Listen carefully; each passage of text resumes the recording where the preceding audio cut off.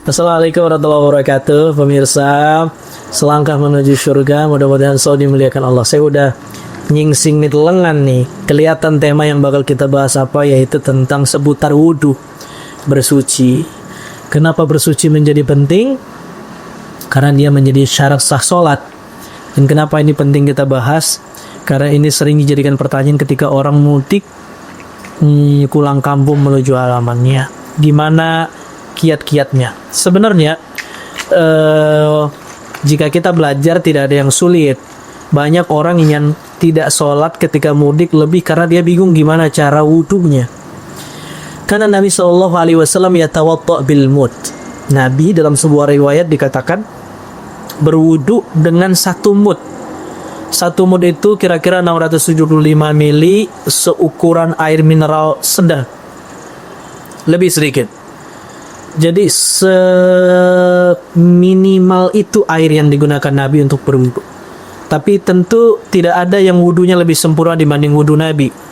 Karena itu wudhu bukan soal airnya banyak atau dikit.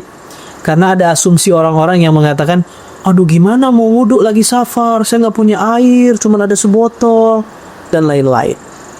Emang sah pakai air mineral atau gimana? Ini karena belum paham. Jadi setelah kita memahami Nabi berwudu cukup dengan satu mud 675 mili, kita jadi paham bahwa wudu bisa sederhana itu. Nah, apa yang harus disiapkan ketika teman-teman lagi safar? Satu, tisu kering. Untuk apa tisu kering?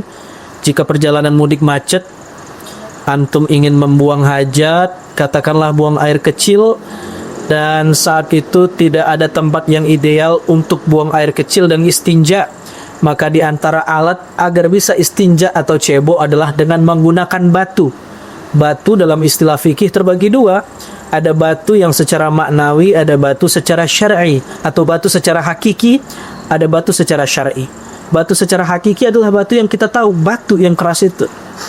Dia suci batunya, lalu kemudian padat dan seterusnya. Tapi ada batu yang bukan batu fisiknya tapi dihukumi batu. Yang penting dia bisa menyerap, suci, kasar, dan tidak tercemar dengan najis. Antara lain barangkali adalah tisu. Jadi bisa beristinja atau cebok dengan tisu. Itu fungsinya. Setelah cebok, ingin masuk waktu sholat, baru berwudu. Cukup gunakan sebotol air, ya. Kalau antum bekas minum, apakah ini musta'mal, tidak boleh digunakan wudu lagi? Tidak. Bukan itu definisinya. Air musta'mal adalah air yang sudah digunakan untuk berwudu dan bekasnya tidak boleh dipakai lagi untuk wudu yang kedua.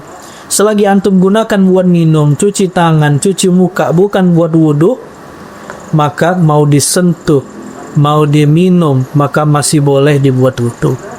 Lalu apa yang digunakan? Tuangkan air. Catatannya adalah yang penting ada genangan di telapak tangan kita. Maka kita sudah bisa gunakan untuk wudu. Jika tidak ada genangan seperti ini, lalu kita mencoba berwudu, tidak sah. Atau ada spray water disemprot-semprot, enggak sah. Atau jika ada air hujan lalu kita, tidak sah. Mesti ada sailanul ma, air yang mengalir dan air yang menggenang sebagai syarat agar air itu mengalir.